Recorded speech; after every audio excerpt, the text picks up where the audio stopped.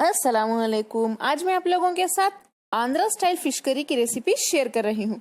ये बहुत ही ज्यादा सिंपल, इजी और टेस्टी बनती है। यहाँ पे मैंने रोहू मछली का इस्तेमाल किया है। आपकी जो भी फेवरेट है वो मछली आप यूज करके बना सकते हैं। ये बहुत ही ज्यादा टेस्टी फिश करी, वो भी आंध्रा स्टाइल बनाने के लिए सबसे पहले हम थोड़े से स्पाइसेस ड्राई रोस्ट कर लेते हैं, यानी भून लेते हैं। तो पैन में डालिए 2 टेबलस्पून धनिया, 8 लहसुन की कलियां, 1 टीस्पून जीरा, 3 लाल सूखी मिर्च, थोड़े से मेथी के दाने यानी 1/4 टीस्पून, 1/4 टीस्पून काली मिर्च, 2 लौंग।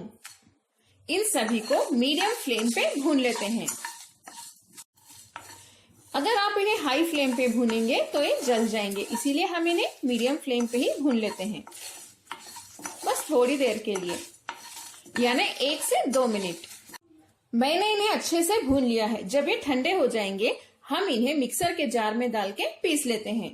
पानी मत डालिए, ऐसे ही ड्राई ग्राइंड कर लें।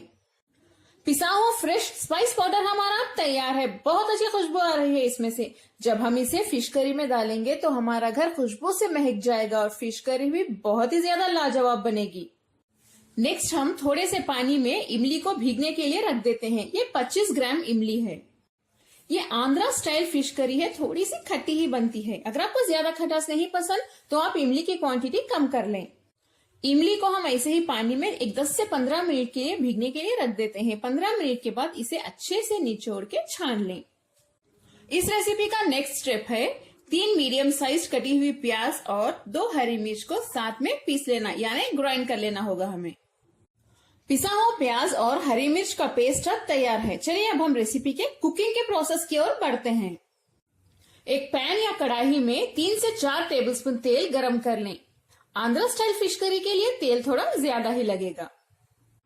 तेल हमारा गरम हो चुका है। हम इसमें थोड़े से करी पत्ता डाल देते हैं। इसे सौटे करने के बाद नेक्स्ट इसमें डालिए पिसी हुई प्याज। प्याज को हाई फ्लेम पे हमें अच्छे से भूनना होगा, इसका रंग बदलने तक। प्याज को देखिए मैंने अच्छे से भून लिया है, इसका रंग भी बदल गया है। अब इसमें डालिए 2 टीस्पून अदरक लहसुन का पेस्ट। इसकी कच्ची बू जाने तक इसे भी अच्छे से भून लें हाई फ्लेम पे। अदरक लहसुन की कच्ची बू भी चली गई है। नेक्स्ट हम इसमें डालेंगे थोड़ा सा नमक, हल्दी आधा टीस्पून, 1 टीस्पून लाल मिर्च पाउडर। इन सभी को अच्छे से भून लेते हैं। लाल मिर्च पाउडर आप अपने टेस्ट के हिसाब से डाल सकते हैं, क्योंकि हमने इसमें ऑलरेडी सूखी लाल मिर्च और हरी मिर्च डाला है। क्योंकि ये आंध्रा स्टाइल फिश करी है, ये थोड़ी सी स्पाइसी ही बनती है।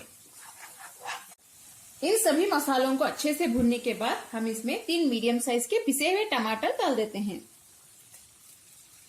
हाई फ्लेम पे टमाटर को भी हमें अच्छे से भूनना होगा, इनकी कच्ची बू जाने तक। ऐसे ही भूनते रहिए।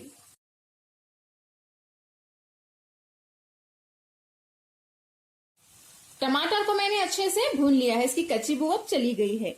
नेक्स्ट हम इसमें ग्राइंड किया हुआ स्पाइस पाउडर डाल देते हैं, जो हमने स्टार्ट में पीसा था। इसे भी मिक्स कर लें।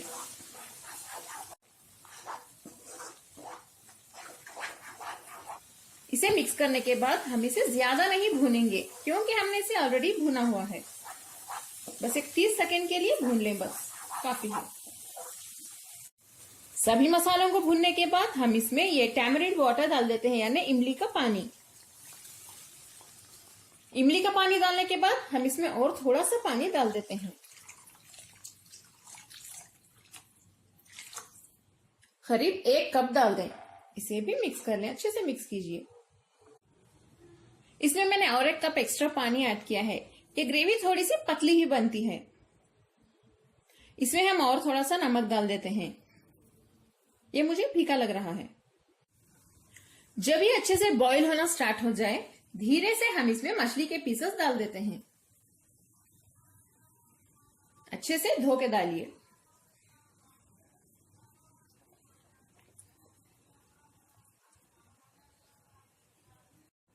मैंने इसमें 8 मछली के पीसेस यानी 8 पीसेस डाला है। यह कुछ आधा किलो से थोड़ा ज्यादा होगा।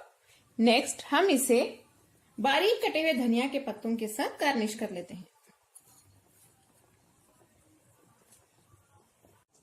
करी में मछली डालने के बाद इसमें स्पून ज्यादा मत डालिए वरना मछली टूट जाएगी। और इसे ऐसे ही हम पकने के लिए रख देते हैं 2 या 3 मिनट के लिए हाई फ्लेम पे। आंध्र स्टाइल फिश करी में मछली को फ्राई करके नहीं डाला जाता, डायरेक्टली ऐसे ही अच्छे से धो के डालते हैं। जब हम फ्राई करके डालते हैं तो मछली के ऊपर एक लेयर फॉर्म हो जाती है और मसाले उसके अंदर अच्छे से एंटर नहीं होते। इस तरह से मछली को डायरेक्ट डालने से मसाले भी अच्छे से एंटर होते हैं और मछली का जो टेस्ट है वो भी करी में अच्छे से आ जाता है। एक बार आप ऐसे भी ट्राई करके देखें, यानी इस फिश करी को बना के देखिए। मछली को मैंने अच्छे से पका लिया है हाई फ्लेम पे 2 से 3 मिनट तक। अब हम फ्लेम को लो पे रख देते हैं और लो फ्लेम पे इसे 10 से 12 मिनट तक पकाएंगे।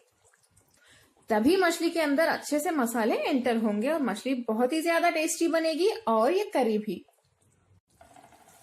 बहुत ही मजेदार फिश करी हमारी अब तैयार है। देखिए कितनी टेस्टी लग रही है ये। मछली भी अच्छे से गल चुकी है, ये जल्दी ही गल जाती है। अब हम फ्लेम बंद कर देते हैं। इस फिश करी को आप जरूर ट्राई करें। अगर आपको ज्यादा खट्टा नहीं पसंद तो आप इमली की क्वांटिटी रिड्यूस कर लें। बाकी जो है सब कुछ परफेक्ट ही होगा। इसे आप चावल के साथ खा सकते हैं। चेन्नई में भी ऐसे ही फिश करी बनाते हैं, करीब यही प्रोसेस है। वहां पे लोग डोसे के साथ, इडली के साथ खाते हैं, बहुत ही ज्यादा मजा आता है।